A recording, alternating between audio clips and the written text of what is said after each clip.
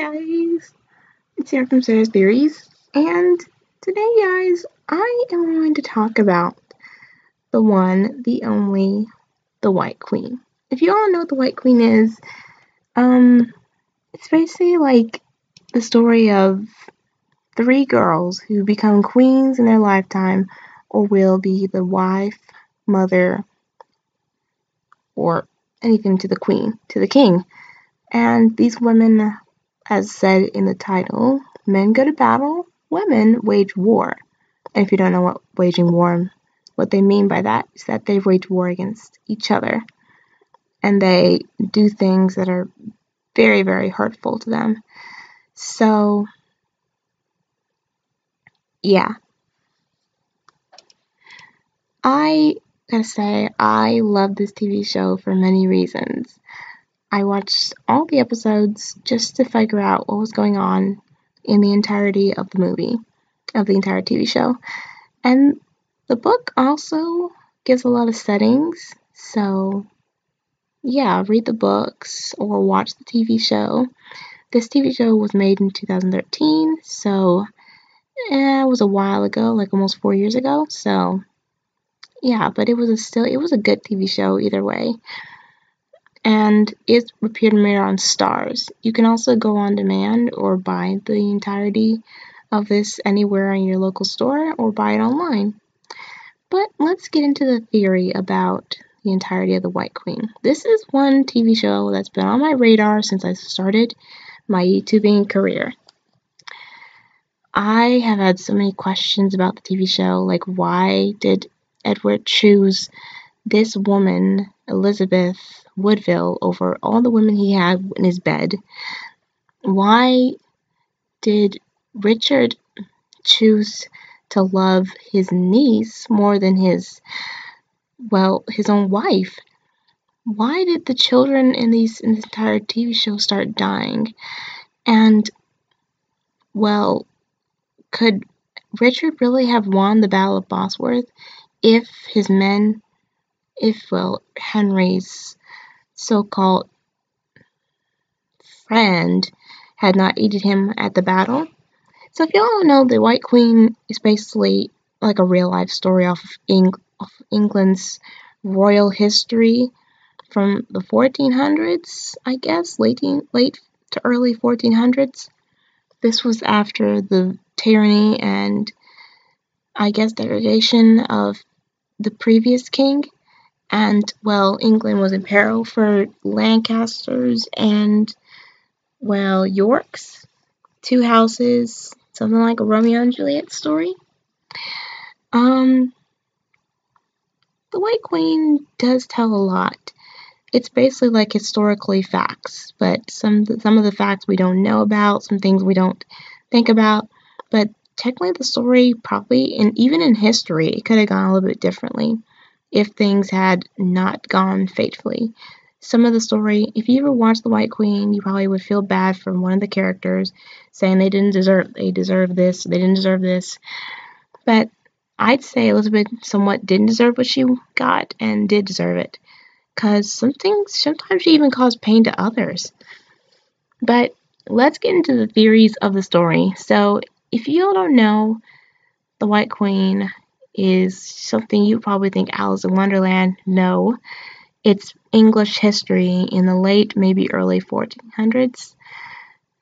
So, yeah, where do I begin?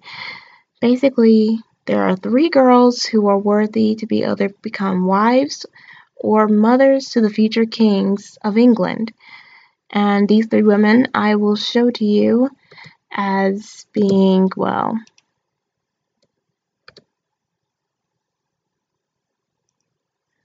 Anne Neville, Elizabeth Woodville, and Margaret Beaufort. And all of them are ladies. Elizabeth, for one, let's start with the first White Queen, who I believe is named Elizabeth. Elizabeth, for one thing, I think that she was one of the queens that I prefer not to talk about. She was kind of a stubborn brute when it came to getting her way. Some people even claim in the TV show, I claim that she kind of seduced her way into the king's throne, but when you first see her, she's not your typical girly girl. She knows to take precautions when it comes to sleeping with random men. And most of all, she, for one person, did not like that Edward put her in an uncomfortable situation. And most of all, you could say that she was not happy with having Edward nearly put her in a position of very, very uncomfortable. Any woman would be uncomfortable doing that. But also, she actually drew a knife on herself and almost killed herself because Edward put her in a very uncomfortable way. And because of this, he said he'd never see her again. And this was all a lie, obviously. You see, things could have gone differently if Edward and Elizabeth never met. If they never met, Edward would have married a woman that, of course, his friend Lord Warwick would have picked for him. Probably would have had a miserable life, at the same time been happy. His wife would have never been scheming. Things could have gone different for every part of this. The entire TV show basically revolves around Elizabeth and how her life could have gone and how differently these different people came into her life. Technically, people said she was a witch and that she caused pain to others. And yeah, I say the cast for this entire TV show was wonderful. I loved everything about it. The clothes were so accurate of that time period, and so were the crowns, the thrones, the hair, the style, everything like that. I loved it all. But most of all, you could say that Elizabeth was something that I will never ever forget. So,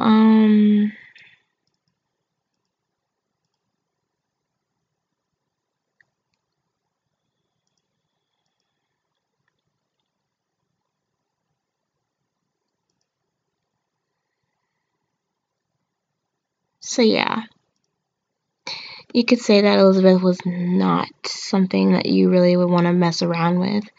But this basically what happened was afterwards, she obviously married King Edward the Fourth, and they had, I think, it depends on what you mean by how many children they had. So,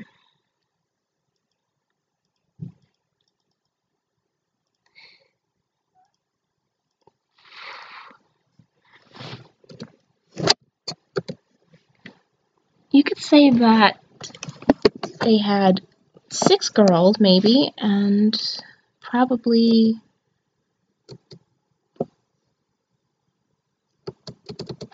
almost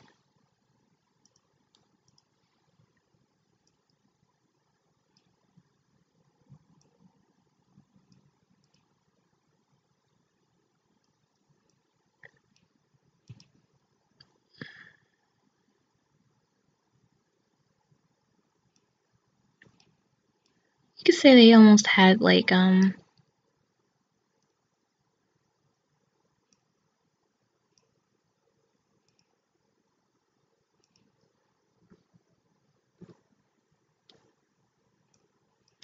6 girls, maybe, and 2 boys, obviously. Because, well, that's how things went. So, yeah, Elizabeth was not your typical girly girl, and she did things that you would say was manipulative. But could things have gone differently? Yes, first of all, if she never met Edward in the first place by that tree, then things would have probably gone differently. And maybe, just maybe, Elizabeth might not have met the man of her dreams. Then again, did Edward really love Elizabeth? Because I'm just thinking he only married her not to ruin her reputation, everything like that. As he already warned her, if you find yourself pregnant, just try not to, try to grin and bear it. But that's something that you don't give advice to the woman you love, even though they claimed he's had many women in his bed. And most of all, you could say that nobody really liked Elizabeth. They called her manipulative, a witch, how she conjured up spells to get things her way. She always manipulated the lives of others, including the lives of the next two one of the next white queens, and even messed around with the lives of others, even her husband's brothers, who are George and Richard Plantagenet. And Edward's the oldest, George the second middle child, and Richard is the younger brother.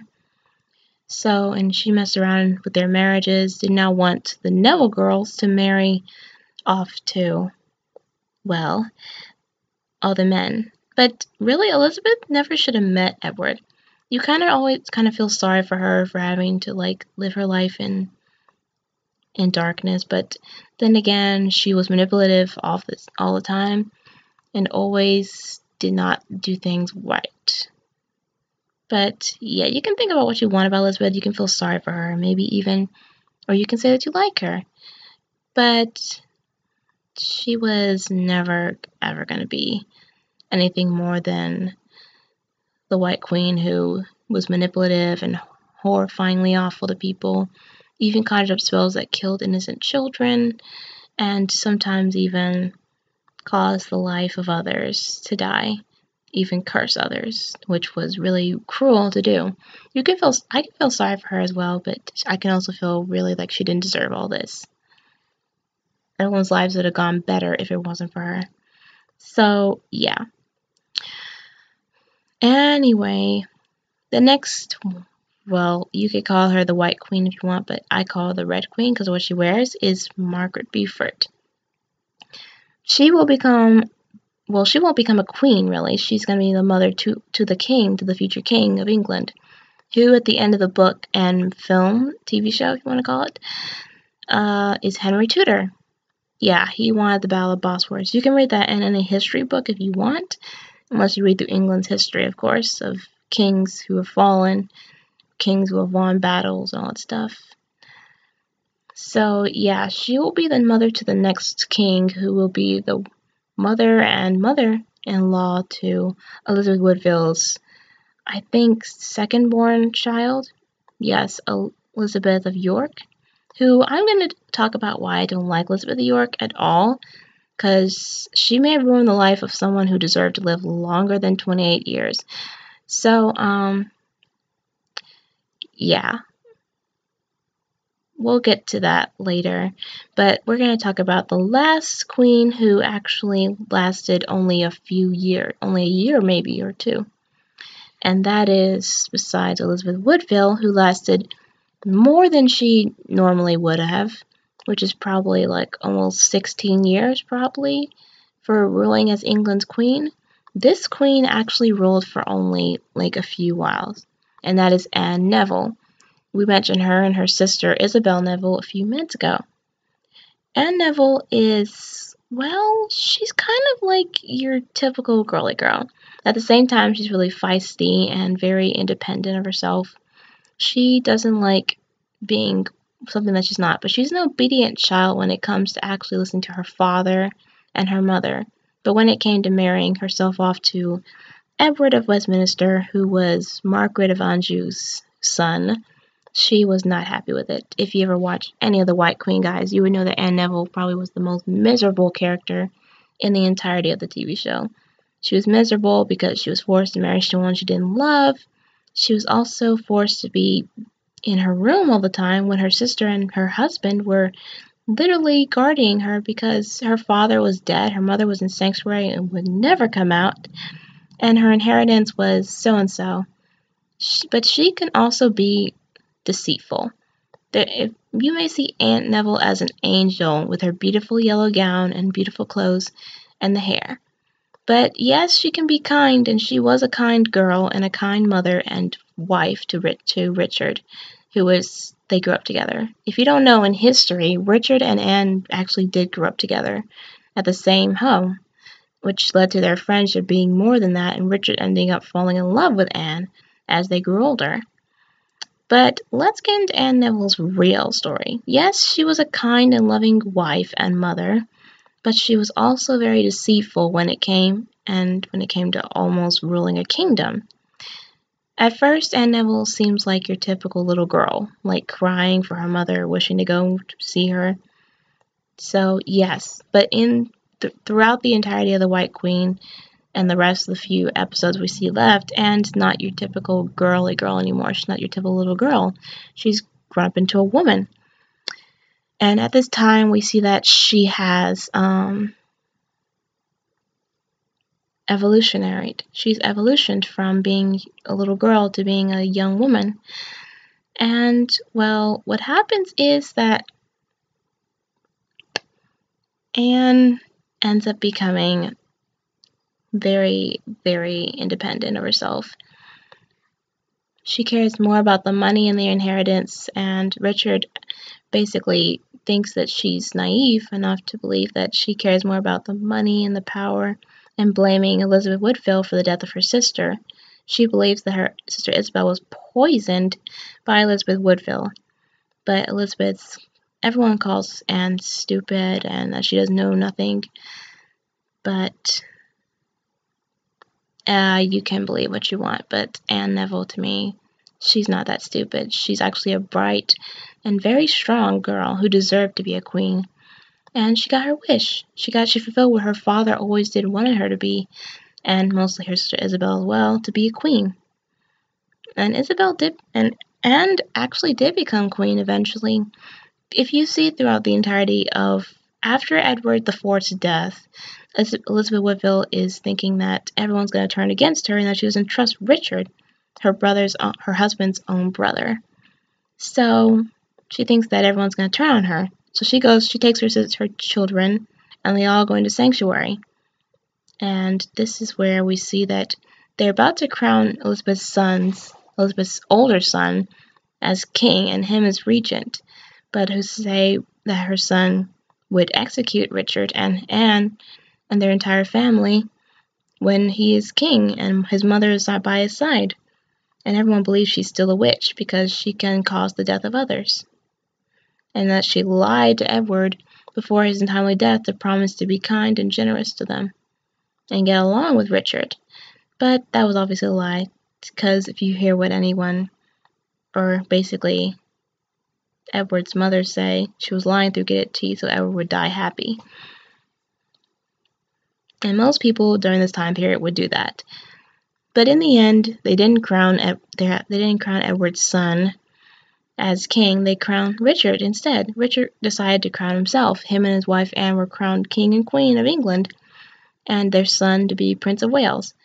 So, yeah, you could say life was perfect at that point for Anne. She was a queen. She was the wife of the king. They had an heir to give the throne away to. And yeah, you could say that was the most beautiful upon beautiful life. And let me just say, the coronation was wonderful. I love the robes and I love the outfit. Both of them look so serious. You can say whatever you want about it.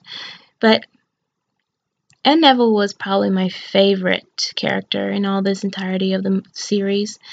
So, yeah. What's her problem, though? Well, her problem is that she cares more about the money, the power, and she wants to make Richard do all these things sometimes. Yes, she does love her husband. Why do you think she was protective over him over the one person who actually got between them and kind of ruined their lives a little bit? Well, we'll get to her in a minute, actually, and we'll talk about Elizabeth of York.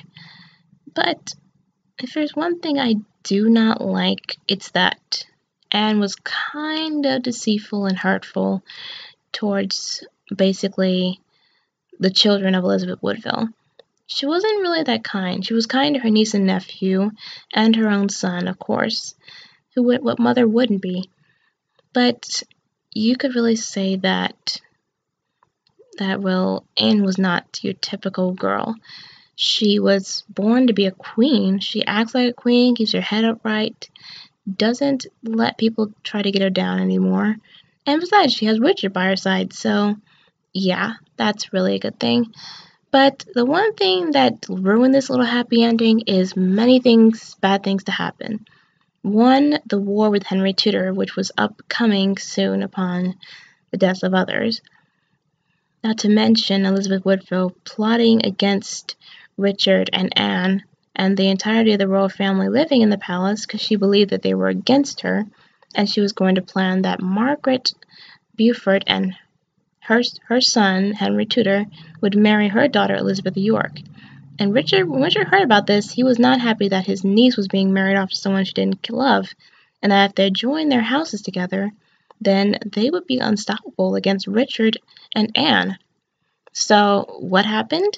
Well, if you ever watched The White Queen or watched the end of the episodes or never reached it at all, be warned, there will be spoilers of the ending of how this story will go. Basically what happened was Richard brought Elizabeth of York and her sisters, or Lizzie, as you want to call Elizabeth of York. He brought Lizzie and her sisters, the older ones, to court, and they looked over Anne, and they basically took care of the queen. What else would ladies in waiting do? Anne was not pleased with this account because she believed Richard was falling in love with Lizzie. First of all, I have one problem. Richard, Duke of Gloucester, King Richard III of England, please do not fall for your niece. She's a part of your family, for one, and two, she may look beautiful, but find another man who will be suitable enough for her. Go spend more time with your wife instead of spending time dancing and laughing with your niece. Yes, she's your niece. Of course you can love her, but you can't love her like that. But anyway, I'm sorry, guys. I don't like that little end of the story. I don't believe that whole conspiracy theory about how Elizabeth of York basically was in love with her uncle Richard. That was a really big turn on the story. But most of all, you could say that Elizabeth came between Anne and Richard.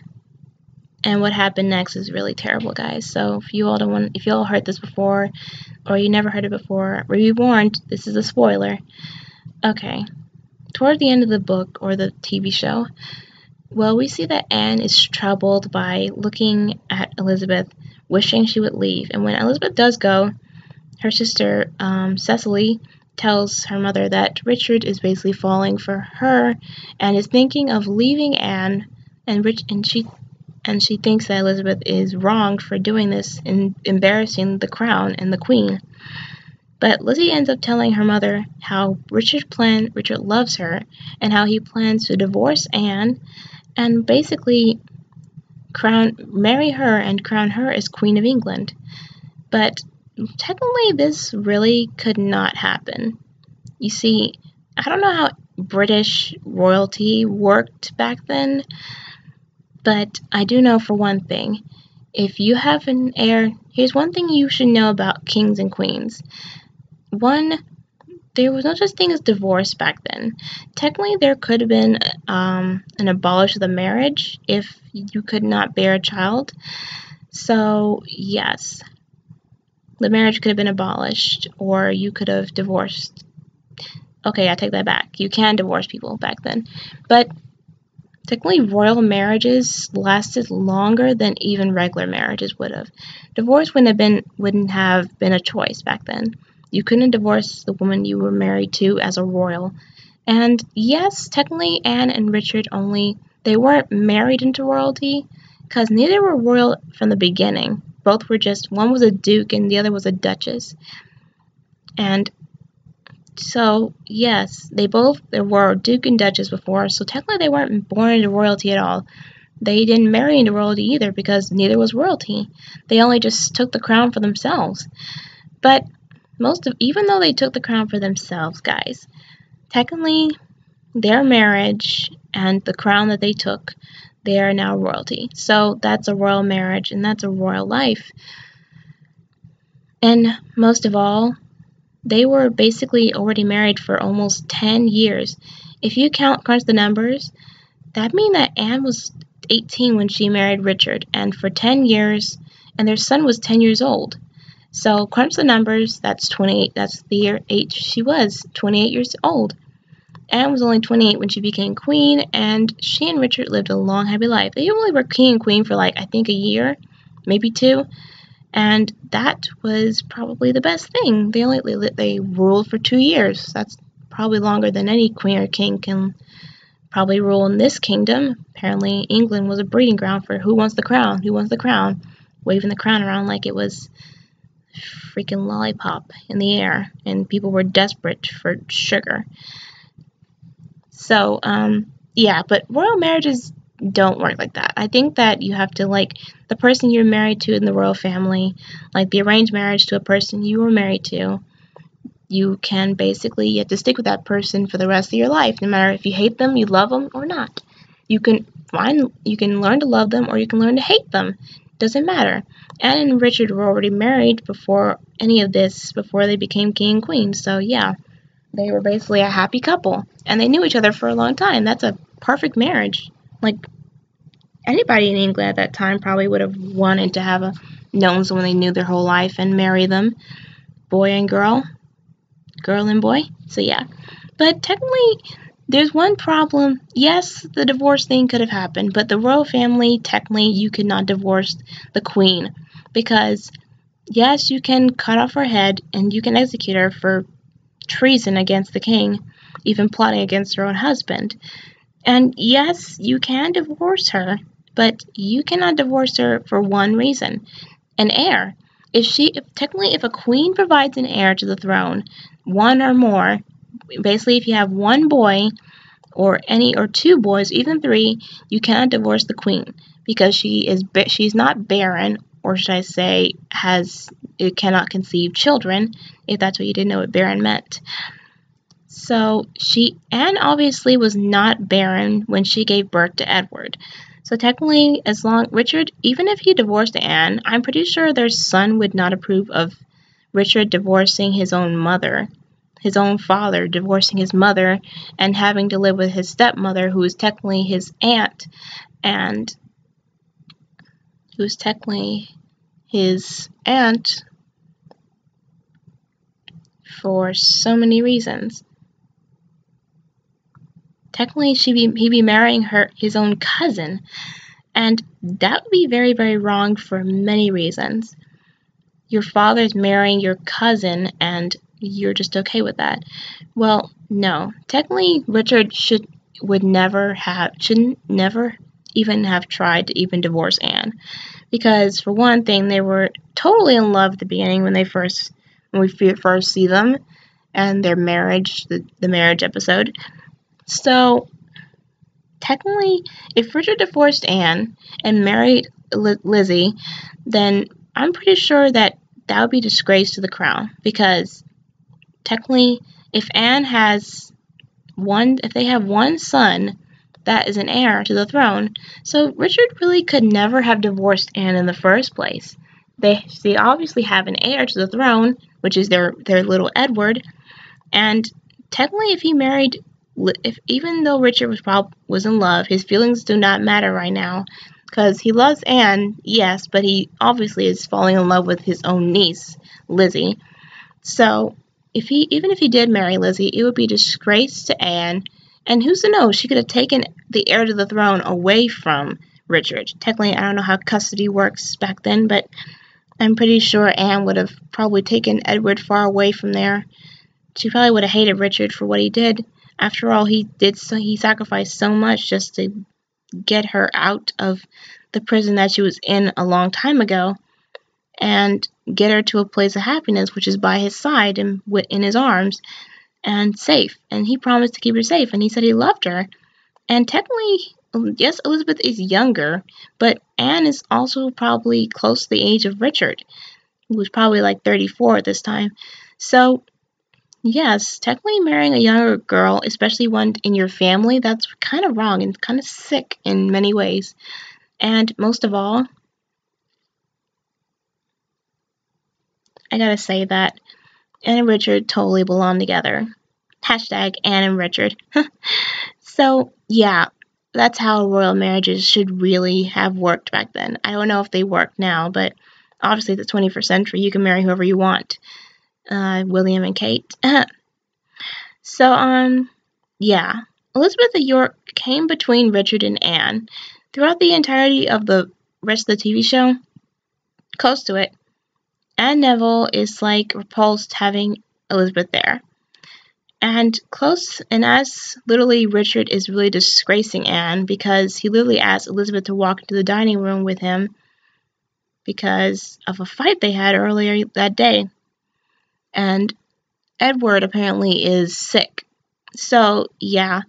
What happens is Edward falls sick for no reason. Nobody knew in history why Edward, Prince of Wales, fell ill in the first place. Some people say it was tuberculosis or even some kind of flu. But he was throwing up apparently in the TV show, and Anne he was bedridden for a while. And apparently they call him a sickly child, and Anne was barren. And obviously, if she was barren for 10 years, that means she only gave birth to one child, which means Richard's count for babies would have been diminished by only one sperm. So even if he married Elizabeth, technically she would have been it wouldn't be her fault, it'd probably be Richard's, because his count for children could have only been diminished by. And technically I have this one other theory, but we'll get to that at the end of the, on why Anne cannot have any more children. But we'll get to that at the end of the video, guys. Mostly, you could say for one reason and one reason only, that maybe, just maybe, Edward could have survived. But technically, I'm not a medicine person. I don't know how doctors work back then.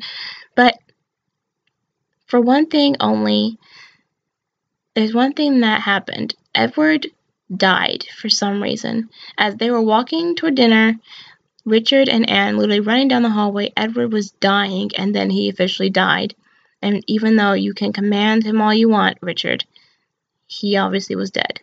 And even the worst thing that happened was at the funeral. Anne was literally on her knees, crying for her life, very upset about the death of her son. What woman wouldn't be? I'd be lying on the ground too, begging for my life. Like, why? Why, my child? Like, she was really crying, and with her niece and nephew by her side. She was literally bawling tears, and the one thing Richard doesn't go to comfort her, doesn't put him in his arms, her in his arms. So, and he just stands there looking down at her like she's a peasant, and she's groveling at his feet for food. And all he does is extend his arm and literally beg her to get up. But she's not happy at all. She doesn't care about standing like a queen should.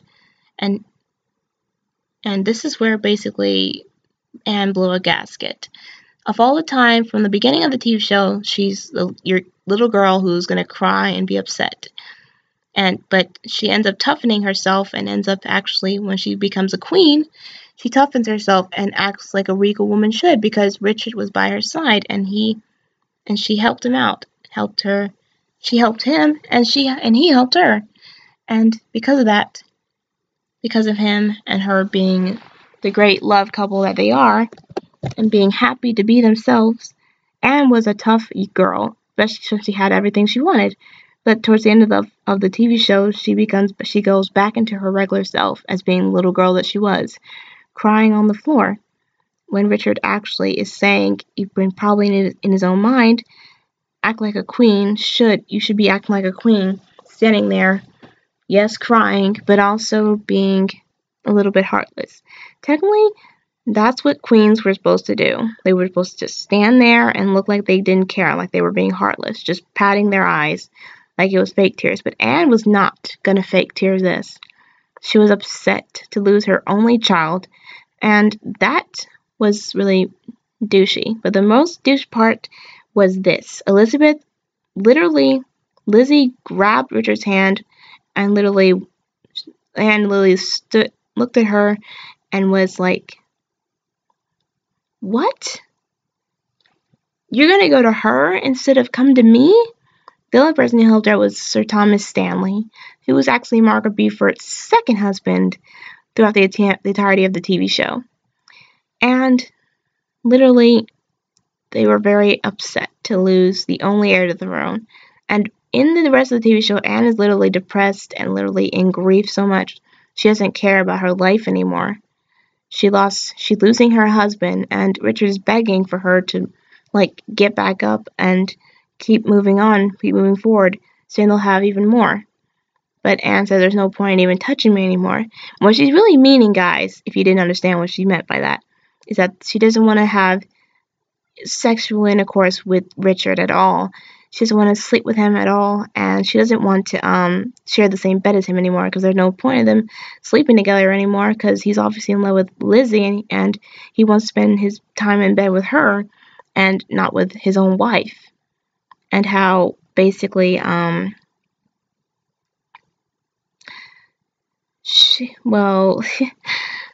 do I explain this? She doesn't want to share a bed with him because she already knows that there's nothing going to happen. That she already knows, and probably already knew she was barren. 10 years? Seriously? And all the time they had that time in that bed together? They should have had like almost 5 boys and girls by now. At least 5, maybe 4, maybe 2 boys, 3 girls? I don't know. But I have a whole theory about how Anne probably could have had many more children, but we'll get to that later. Anyway, what happens is Anne literally is seeing, she's sitting in a chair, literally listening to Richard talk about how Henry Tudor will attack.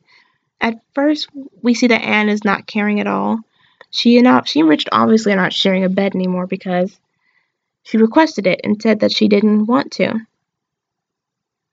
You see, this is how we transition from being a noble queen and holding your head up high to being in grief. And grief makes you put your head very, very low. And Anne does not care at the moment. She doesn't care about anything Richard has to say. But she will listen to her husband, of course. She does still love Richard. But she's worried that Richard doesn't love her back.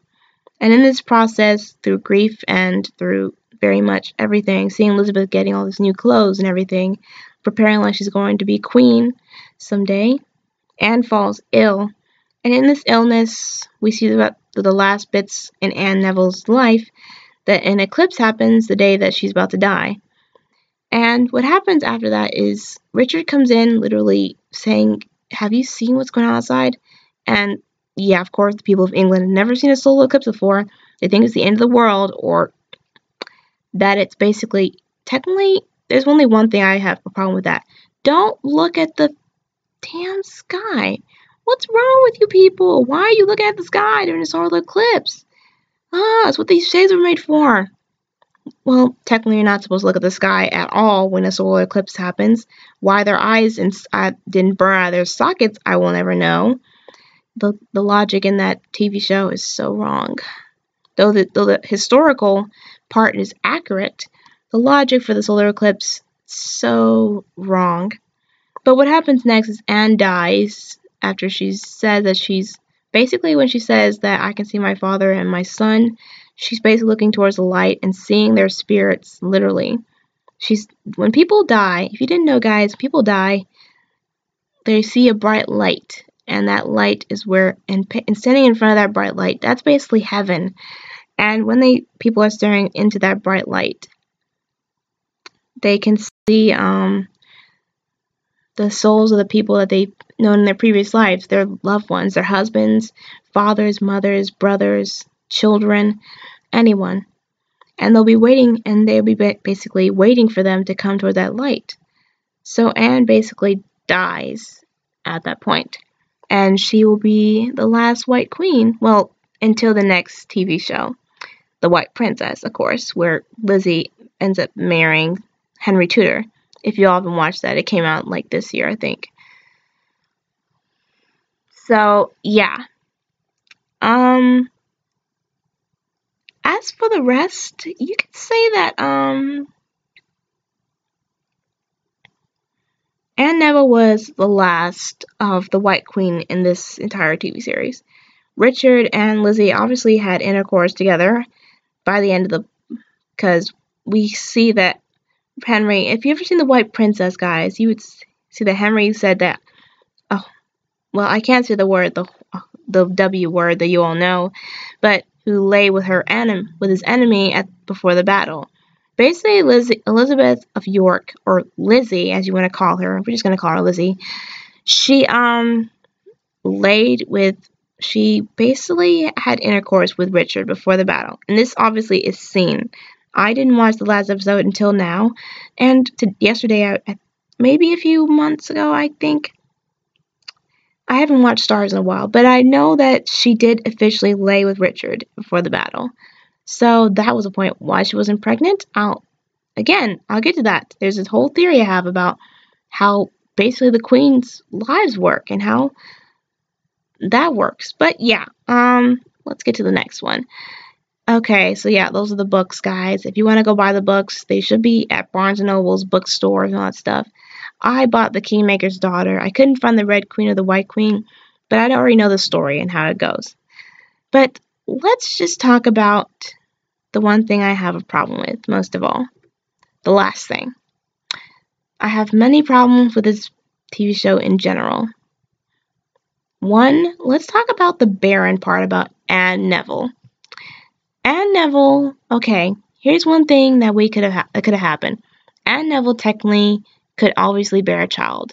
So Edward was obviously the product of that child, and we know that for a fact. But the only reason probably why Anne could not give birth to many other children is because of Edward of Westminster, the previous man she was forced to marry not out of her own free will.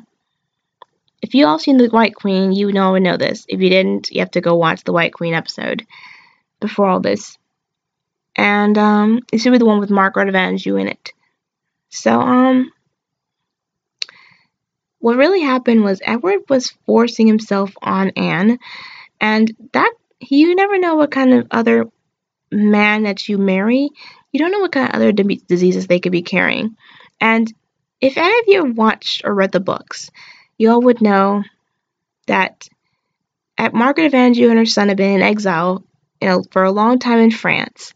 So we don't know what kind of diseases. And just to back this up, in Pride and Prejudice and Zombies, they clearly said that the French were probably to blame for a disease that probably carried all the way to England.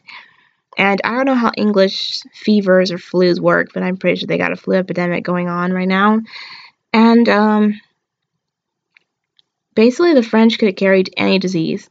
And you never know. Edward Westminster could have slept with tons of girls who carried probably bad diseases. So that could have caused Anne to be probably barren. Diseases, if they didn't know back then, diseases were a common thing, and so was the plague. And fever and the sweating fever basically caused you to go into like a cold sweat and then you just die. And you can see that in The White Princess. But really, Anne could have actually contracted a disease from Edward Westminster. After all, we don't know how many women he slept with. He could have slept with any woman in France. Probably a lot of barren girls. And that could have caused Anne to, because of the barren thing that these women probably had, Edward Westminster probably slept with them, and then he passed it on to Anne, who probably looked so healthy. And after 10 years, Anne should have probably given birth to like 3 children, maybe 3 boys, we never know. But technically, Edward Westminster carried probably tons of diseases and passed them on to Anne when he slept with her. And that probably caused Anne to be very embarrassed before the entirety of the court because she could not only give birth to only one child. You're probably wondering, how did she give birth to, if she was supposed to be barren and these diseases happened, why did she give birth to one child? Well, only because I don't know how sperm works, but I do know for one thing that sperm can pass through the barrier, and there's only one reason that Anne probably could have given birth to one child, because Richard was the second husband. After Edward Westminster died, there was no technical difficulty about giving any birth to any children. And if they had a long intercourse time for themselves, why Anne didn't become pregnant with Edward's child? Because he was a baron himself. He couldn't give himself children because of the barren women he slept with, probably. Even if you can't probably see that off screen, read history books probably, so you'll probably know a little bit about him. And really, Richard was probably the most fertile man you could ever want. So, yes. And you're probably wondering why he couldn't give Elizabeth of York, Lizzie, any children. Probably because they only took a short while from what we could see, but not for long. So, yeah. But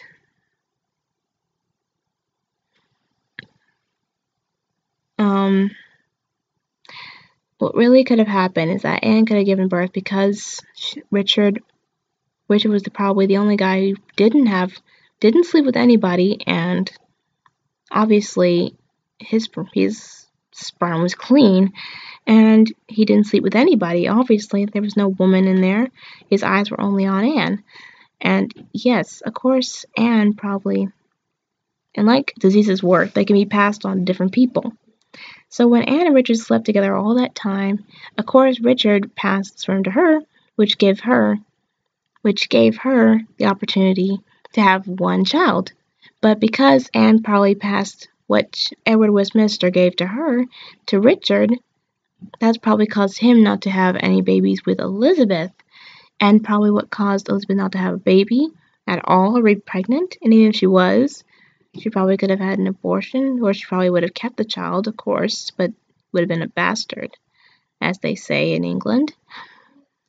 But they call it the unfortunate child to me. But also, that's the reason why all that time.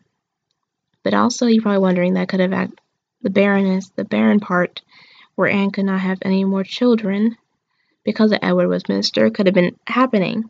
But because she passed it to Richard, it was keeping on passing back and forth because they were always sleeping together and they were husband and wife, so there was no one, and Richard never passed on to anybody. Now, you're probably thinking another thing. If this passes on to everybody, if this passes back and forth between Anne and Richard, why, when Richard slept with Elizabeth, did it not pass to her? Because she obviously, in The White Princess, gave birth to almost 3 boys. Probably because Elizabeth was a new person to this, and she never had intercourse with anybody. And yes, Richard and Anne already did. So technically, the disease passing stuff could never happen. And after all, baths are a real thing back then. Probably when Anne and Richard were not sleeping together all that time, that disease never passed on. And that's probably why Edward of Prince of Wales, when Anne gave birth to Edward, you could say that, well, that's why Edward Westminster got sick. Edward Prince of Wales got sick because Edward of Westminster passed the disease to Anne, which made her barren, and probably passed another disease to Anne, which probably could have caused her and her unborn son, which kept inside of her. And the disease that Edward Westminster passed to her could not only just kill her, but the only reason that she didn't have the disease for a long time is because it didn't flare up as much. But it would only probably flare up at a certain age. And probably when she and Richard had intercourse together, he gave her a child. So with that child, you could say that Anne never had a problem at all. But then again, when Edward Westminster had slept with Anne, he passed diseases to her. So that could have passed also, even though it was kept away for a long time. The first child that she ever had to give birth to, the disease would pass on. The diseases that basically were in Edward of Westminster would have passed to her unborn child. So that's why when Edward was sick, those diseases were passed on to Edward. And also they affected Anne too. Even though they didn't affect her for 10 years, they did affect her eventually, because basically she was around her son. She was around her son a lot during the time we see her, and because he was sick, the diseases could have passed to her, which caused her to get sick with tuberculosis as well and die. Anne could have probably lived a long life if she wasn't around her son as much when he was sick. So yeah, guys, that's the theory about that I have for Anne and how basically she could have actually been giving birth to many children. But most of all, the most curious case is who is Henry Tudor? Yes, we know he's Margaret of Beaufort. Sorry, guys, I get that confused. Margaret Beaufort's son. But who is she really? Who is Henry Tudor really? And why is Margaret Beaufort always thinking that Henry was destined to be king? Any old fool was probably destined to be king. Richard was probably destined to be king, of course. Edward probably yes as well. But Henry, I don't know. Margaret Beaufort just probably believes that because she wants to be queen and prove to her mother that she can be a royal, that she's worthy of being royalty. But I don't know about that. I think that Margaret Beaufort only destined her son to be king because she believed, one, he was to be the next heir to the throne if something should happen to the previous Lancastrian king, and two, because well, she wanted to be royalty. Of course, in The White Princess, she seems like a total jerk, claiming that she basically killed innocent boys who were Elizabeth Woodville's children, who I disagree in The White Princess about how basically I disagree how basically how that young Prince Richard, who was Elizabeth Woodville's son, is still alive and well, and how that Perkin Warbeck man basically imitated him. So yeah, that basically was total waste of time. But mostly, who was Henry Tudor really? We barely know anything about him other than he wants to take over England. He wants to rule Richard's throne. Of course, Richard, we're going to take it to the Battle of Bosworth and how it could have gone differently, of course. Henry Tudor seems like this total jerk when we see him in The White Princess. Of course, we're going to just go off the theories of not just the White Queen, but the White Princess as well. So throughout the White Queen, we barely know anything about Henry, other than he wants to win the throne of England from Edward at first, but then Richard. He literally doesn't know anything about Richard, doesn't know who Richard is, other than he's King of England. He just wants, immediately, after he finds out who Richard is, he wants to just kill him and take the crown. Richard's death was really a problem as well. I got two problems, so I'll talk about them both. Now let's go with the White Princess.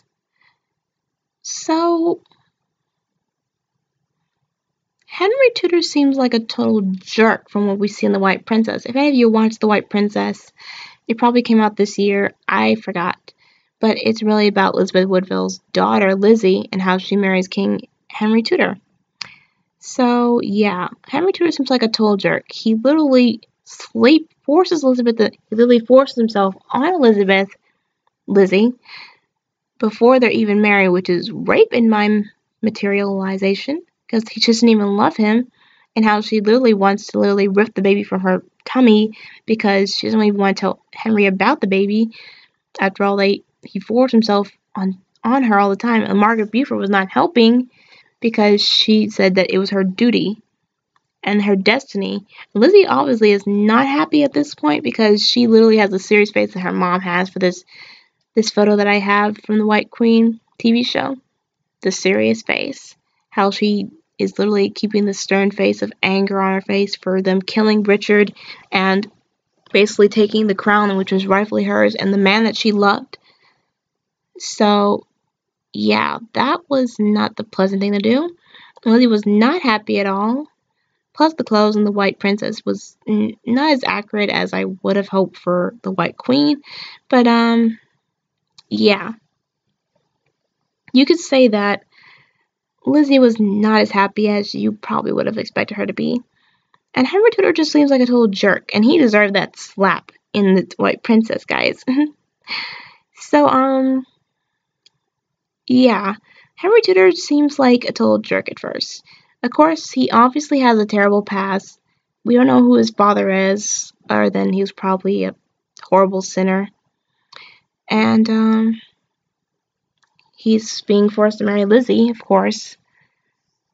And we obviously see him as this delicate guy.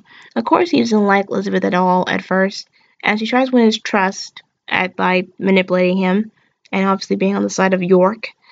There are two houses, by the way, York and Lancaster, and Lizzie is the house of York, so hence the name Elizabeth of York. In the end, Henry Tudor's like a total nice guy, but yeah, we barely know anything about him. But we do know for one fact that he does come off as a bad guy, but he's also a really good guy at times. And yeah, I do think that Henry Tudor is a nice guy. So if you all want to know who Henry Tudor is, one, you have to watch The White Queen and The White Princess, obviously. And two, the facts are that he was basically deceived by his own mother, telling him he was destined to be a king, when he obviously just wanted to be a normal guy. So yeah, that's basically one of the problems I have. And that's basically who Henry Tudor is. He was basically raised by Margaret. He wasn't really raised by her, but he was sent by his Uncle Jasper, who was basically smothered with a pillow by Margaret Beaufort, the only woman he ever loved. Seriously, this story is sick. But most of all, let's get to the Battle of Bosworth, the last thing we see in The White Queen before I end this entire video.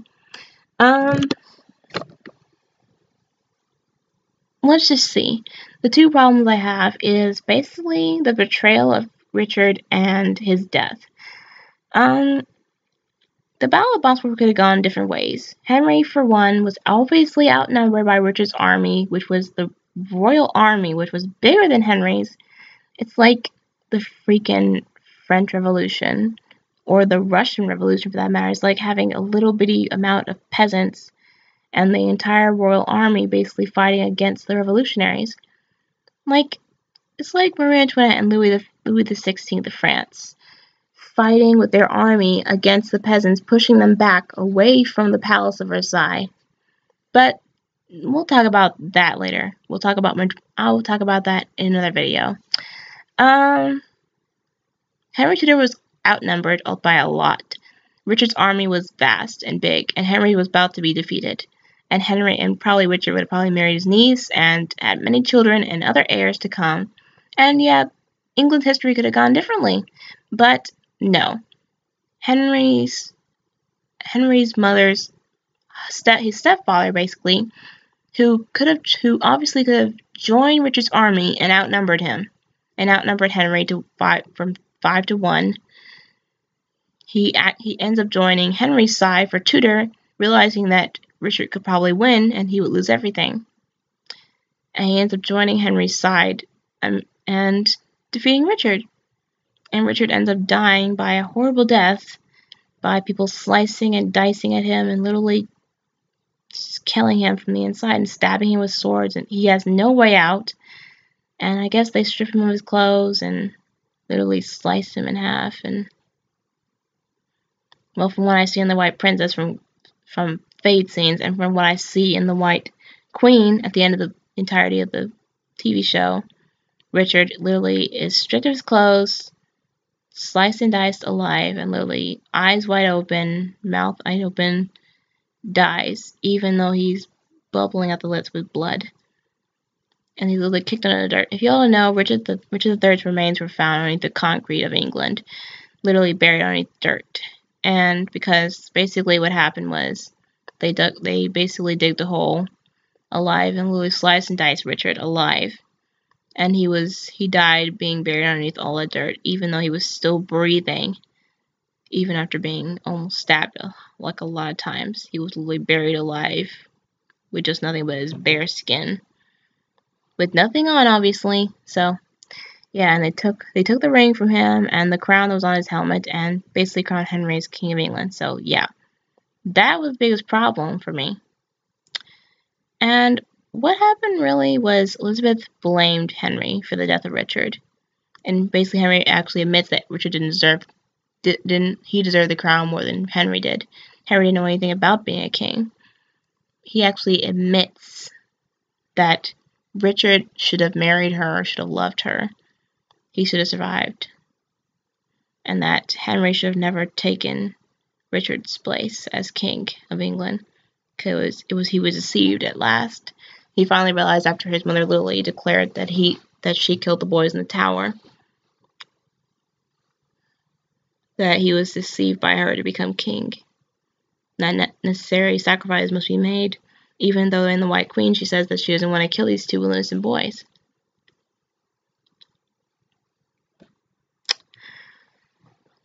But let's get to the battle scene. So what could have happened differently is if Lord Stanley joined Richard, Henry would have been outnumbered and he would have been defeated and probably executed in front of his entire family. And everyone in his camp would have probably been executed by Richard, indeed, and probably even his mother. Probably for the best. Then again, I'm not wishing death upon anybody, and I'm not saying that they deserve to die, because nobody deserves to die, especially people like that. And Richard's death, really, you could say a lot about Richard's death, that it was probably a very sad death. Being buried underneath dirt even after being stabbed and sliced and literally hurt and beaten to death by Henry's own men. Henry regrets doing that to Richard. So that shows he does have some regret. But yeah, the White Queen, the story is interesting. The queens to be and the mothers of the queens, and yeah, they're really quite revengeful. Full of revenge and anger. And yes, the men do battle a lot for the crown. But the women at home who raise the children and look after the castle, they wage war against each other. So that basically confirms my whole stuff about the top title where men go to battle, women wage war. They do wage war, hence Elizabeth literally holding a sword, because the women are basically like men holding their swords and ready and arming themselves and ready to literally start a war against each other, against all the women who want their crown and their place.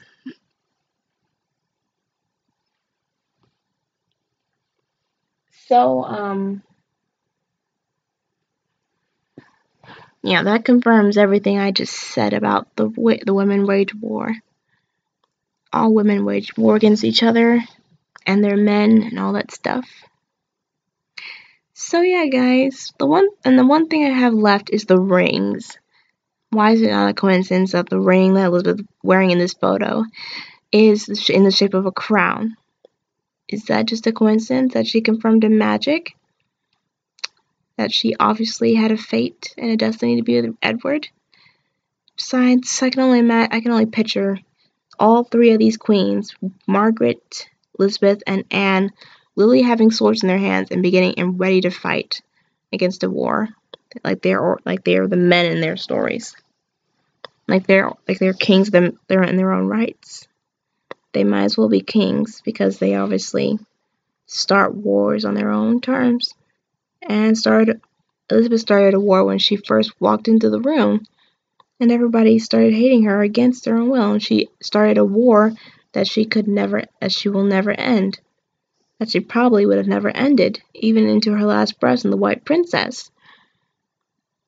She started a war by basically just being there, by being a threat in everybody's side. Margaret Beaufort started a war when she actually told Henry many things, that he was destined to be king, how he should wage war against Richard and Edward and all the other kings, and how he should finally come back to England and fight for his crown. She basically just started a war, and basically started a war when she thought that she killed the prince in the tower, and basically started a war against Elizabeth of York, how she was stealing her husband, and how basically they should kill each other. Elizabeth, Margaret, and Anne wished to kill each other by their own free wills.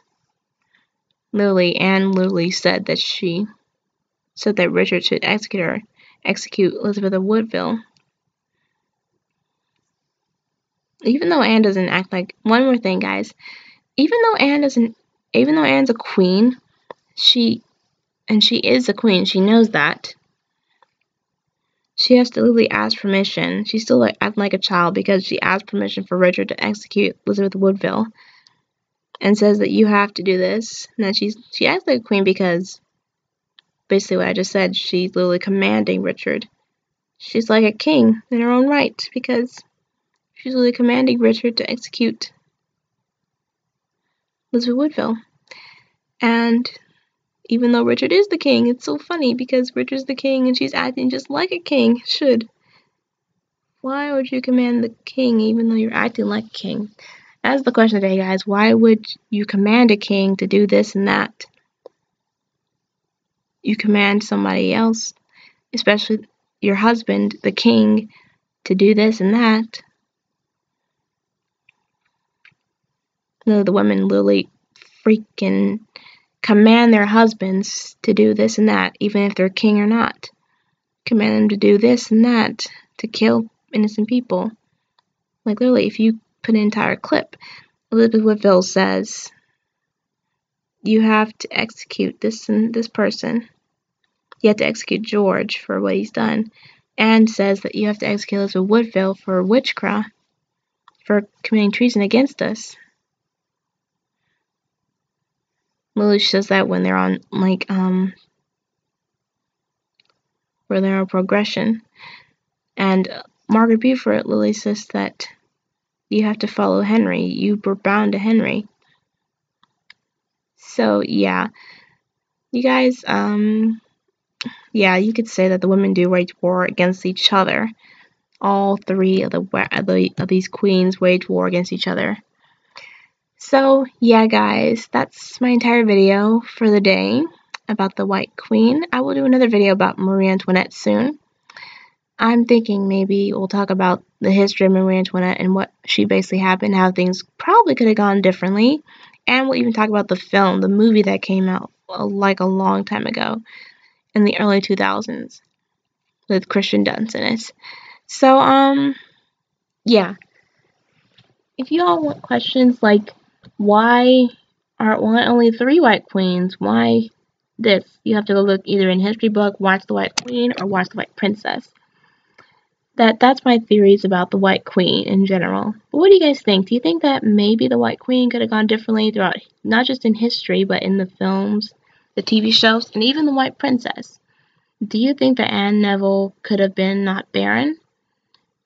Do you all think that maybe, just maybe, Elizabeth of York could have never met Richard and that Anne Neville and him could have been happy together?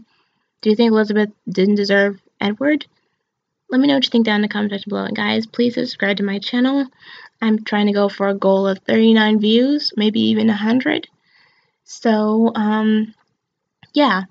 If you all like my videos, tell me what you think down in the comment section, and I will see you all later.